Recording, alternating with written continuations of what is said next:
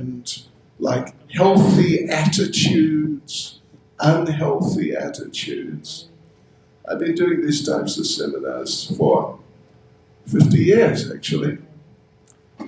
And right now, first of all, I'll say a few words about mind control. Controlling the mind, focusing the mind on what you want and not just what the mind feels it wants. Because sometimes, I assume you've had the experience, sometimes it seems the mind has a mind of its own. Did you ever experience that? You want to do something, but your mind's off elsewhere. Something like that. So we've got to learn how to control our minds. And this gentleman who was speaking from America just some minutes ago, he raised a very interesting point in terms of mind control, and particularly, well, I guess particularly in relation to anything, but I think most particularly in relation to being a student. I was a student once, many years ago, in New Zealand. So he said, I don't know if you remember, do you remember what he said? I mean, that's an interesting point. Do you remember what he said? So he said, one thing he said, you've got to make up your mind you're going to try to achieve a goal, something specific, not just something just open-ended.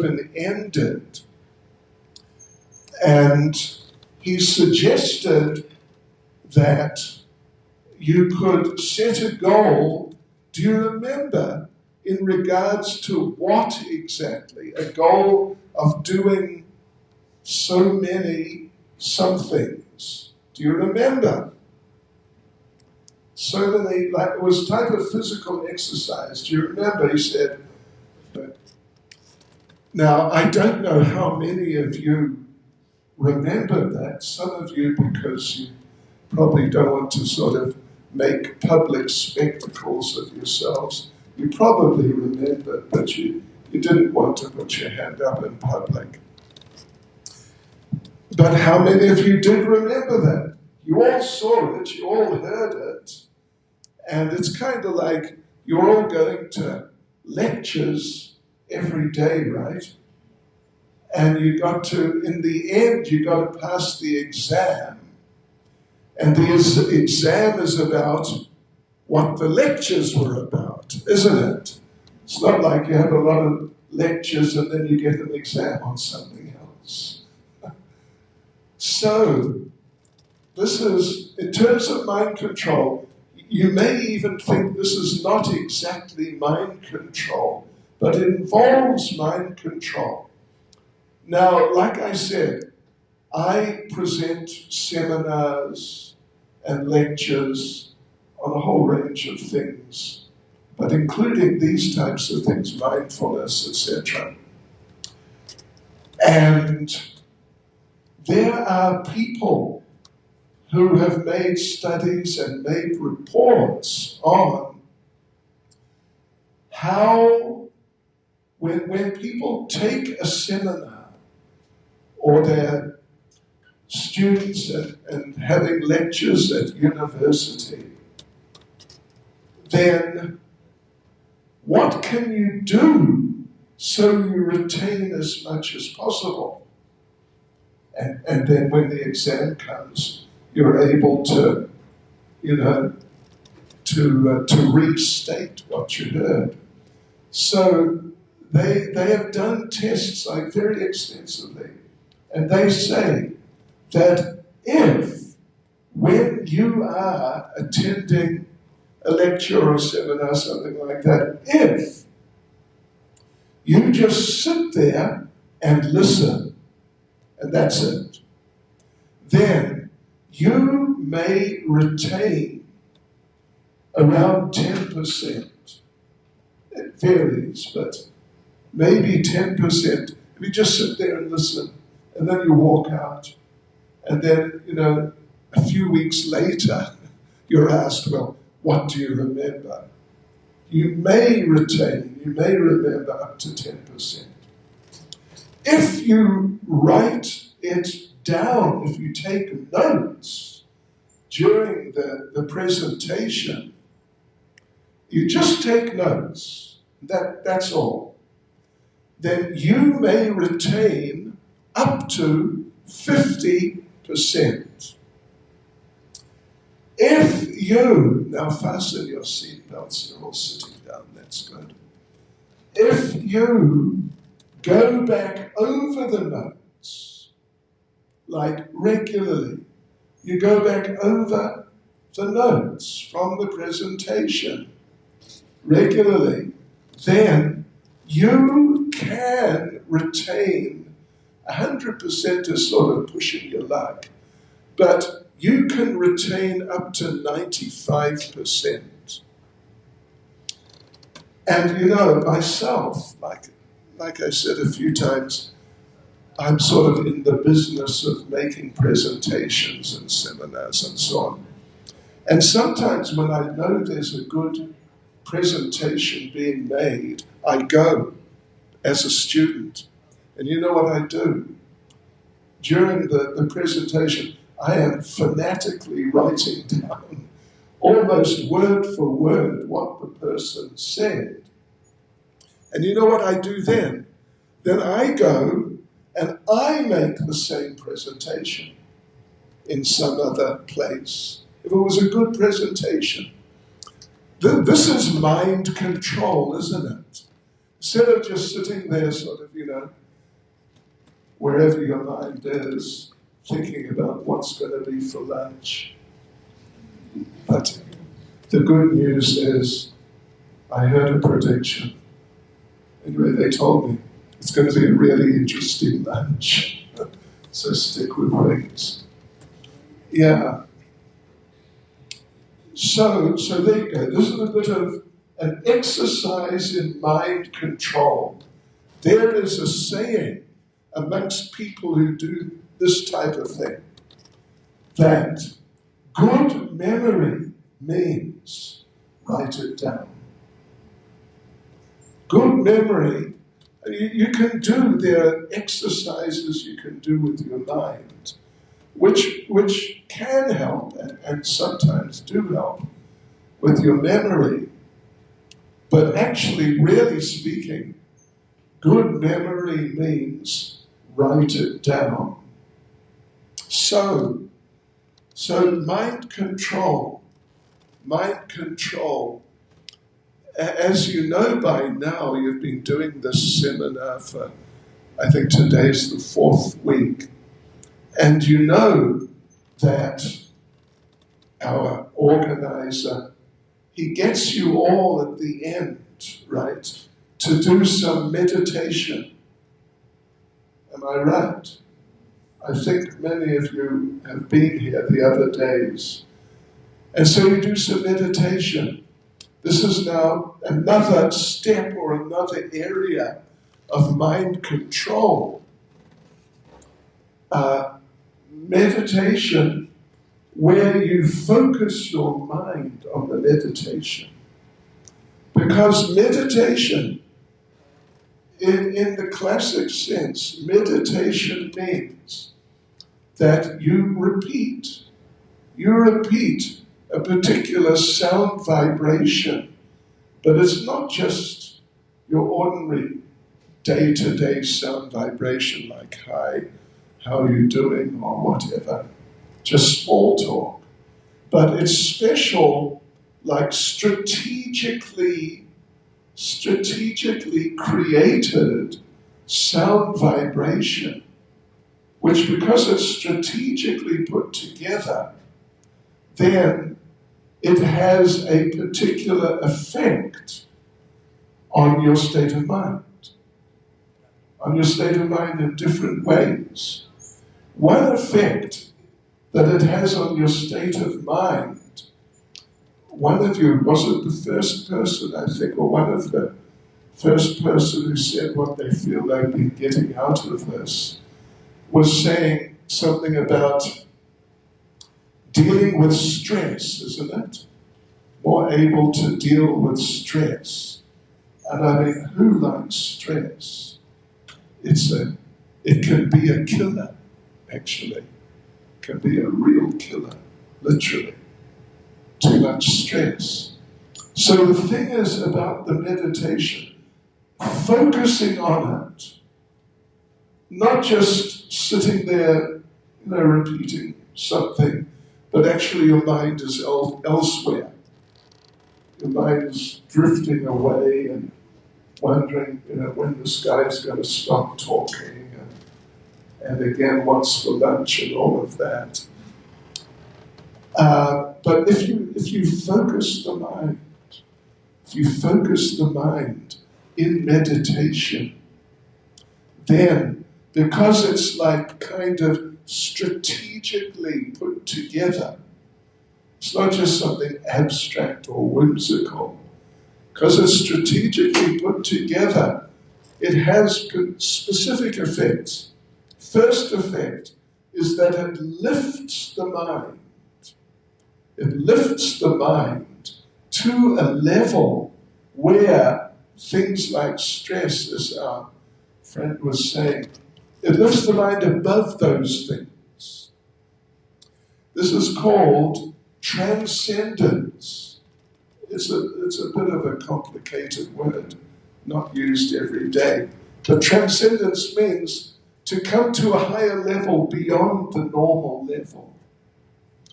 So, anyway, he's been teaching you the meditation, right? And I heard they're doing well, very well even. So, yeah, keep at it. But when you keep at it, really try to focus your mind. Keep your mind there. Now, just in a very general sense, I'm just going to say a couple of words now in a very general sense about, you can apply it in life in general, but particularly you can apply it as students. Mind control. If you can be, as students, self-motivated, and by that I mean self-motivated, I mean you don't need someone coming behind you all the time saying, have you done your homework? What have you done? What are you doing? What haven't you done? But you can be self-motivated. Take some mind control. So you don't end up, when you go back home or to the residence, you don't just end up watching television or something, don't mind me saying it, pretty useless, like what's on television. Yeah, so one has to cultivate self-motivation, that you understand what you need to do, and then you do it yourself, without your mother or your lecturer or your, whoever it is, your tutor, running around behind you. This is very important, and this is mind control in the context of studying, which is connected with discipline. They're relative, same sort of idea. Connected with being organized, being responsible, being consistent, and of course being hardworking. But, we don't want to overdo it, so we sort of burn out. Sometimes we do a seminar on burnout. Students sometimes burn out. Really out, to the point of suicide. And working people burn out. So, we've got to avoid these things, these negative things. And if we use some mind control and keep focused, and do what? Write things down. Write things down and look at what you wrote down. Makes a huge difference. Like I said, if you just hear something, it's almost inevitable, actually, you'll forget it. Maybe 10%, you may remember. A gentleman back there has his hand up. What should we do? Yes, question. We can take it after. All right, okay. Write it down. You might forget your own question. So, okay. Now I want to say a few words about mental wellness. Now, this is a touchy subject. It really is a touchy and very personal subject because, if you don't have enough mental wellness, then what have you got? You've got mental unwellness, which means, when it reaches a certain point, you may need to see a mental health doctor, actually. And, these things happen to students sometimes, like I was saying, burnout. So, in regards to mental wellness, what I would like to tell you, and if you're smart, you'd write it down, is a few symptoms of mental unwellness, which, they could be there.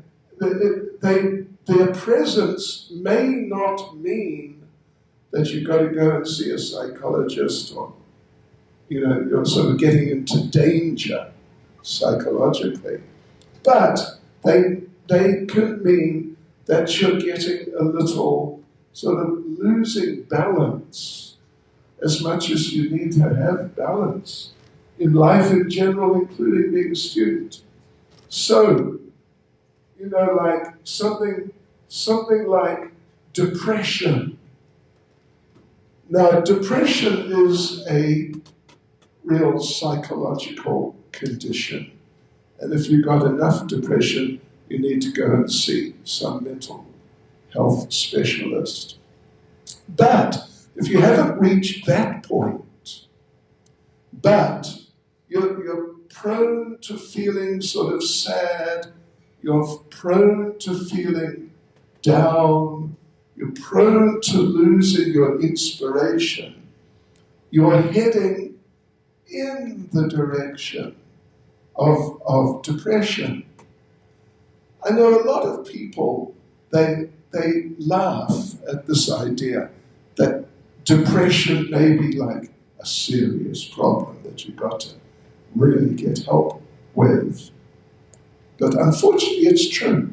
So if you see you're sort of losing inspiration, becoming a little negative in general, you're moving in that direction. So if you notice that, you've got to do something about it. You've got to pull yourself together and, get maybe a bit of self-motivation together. Maybe do a bit of meditation, actually. It really helps. Something like, if you start losing your ability to concentrate, mind is wandering too much. You can't really focus on your studies sufficiently, and therefore you may start failing in your courses. This is a problem. And, it's a symptom of moving in that direction of mental unwellness. If you become prone to worry too much, whatever it is you worry about it, some people I've known, if they're not in anxiety about something, they get into anxiety. But I'm not in anxiety. I should be in anxiety. So you've got a problem there. If you're becoming sort of anxiety prone, your mind just gravitates towards anxiety. If you start getting moods, even highs, but particularly lows, when you start getting fluctuation in moods, it ends up in what's called becoming bipolar, which is, whoa, that's really, I don't know if you've ever met a person who is like really bipolar, they're sort of in another world altogether. It's quite amazing. So you have to watch your moods. If you start withdrawing from your social environment, your friends, and like that, if you're finding it difficult to deal with, like solving the typical problems that come up day to day, kind of like becoming apathetic about those things, losing interest, that's a sign of mental unwellness. If you have a problem, now some of you will laugh, but if you start having a problem with drugs, alcohol, generally people think this is great fun. Some alcohol, some daca, or some, whatever else, I don't know. When I was young, it was LSD and psilocybin and things like that. But whatever's the latest, but then you get into it too much, and you find like it's every day, and it is unusual for you to be sort of normal, but you're normally intoxicated. Now, your studies will suffer. They definitely will suffer. And then you'll need to get some determination, some self-motivation, some mind control, some meditation together. I mean, this is very extreme. This is like as extreme as you can go. I don't know if any of you ever have thought of committing suicide. Don't put your hand up. But people do. And I don't know how many students here this year have committed suicide, but I don't know. If it's 0, I'd be quite surprised, actually. Anyway, that's extreme, like I said. So, yeah, if we get some mind control together and really develop some positive habits of thought and keeping focused and chanting mantras, it's so amazing how mantra helps if we get into it, taking our mind above these things, the negativity and all the other things we're just talking about it. As far as I'm concerned, having been a student, I found this mantra meditation to be just magical, completely magical. Most amazing thing that I've come across. So there you go. These are just some thoughts. Do I have another couple of minutes, or am I time over? I could just mention a couple of things. There are a few things you can do in your daily life situation which will help you generally to keep balanced, to keep focused, and to be able to absorb yourself in what you want to absorb yourself in. One thing is, the place you live is very important. Means, is it, for example, is it clean? Is it not clean? Is it, a pleasant environment? Or is it noisy and, dirty and like that? If the place where you live is clean and like kind of pure environment, that will help you in many ways, including your mental health. What you eat makes a big difference. Well, you know they say you are what you eat. What you eat has a big effect on your thinking processes. We're going to be having lunch shortly, and we'll be serving a vegetarian lunch. And by now you must know what a vegetarian. I've been vegetarian more than 50 years. And it's great. Yeah, it's really amazing. It's, you know, if we eat meat and things like this, they're foodstuffs acquired by violence, and there's violence connected with them. So it really helps to be vegetarian. Who you associate with makes a big difference. You can tell a person by the company they keep. In fact, there's a saying, sort of like, tell me who you associate with, and I'll tell you about you. Yeah. What you hear, what you listen to. You know, if you're living in a place like in the center of the city, something like that, where it's very noisy a lot of the time, it will affect your state of mind. It'll really affect it. But if you live in a peaceful, nice, and we mentioned clean environment, it'll really help your state of mind. Anyway, these are just some thoughts. That's a whole other seminar, actually.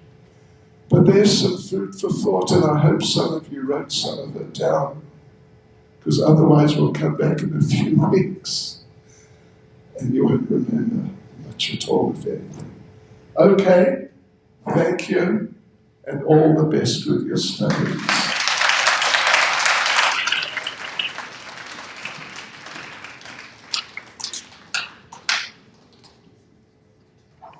Okay, so thank you. Come on, once again, guys. I know it's really hot.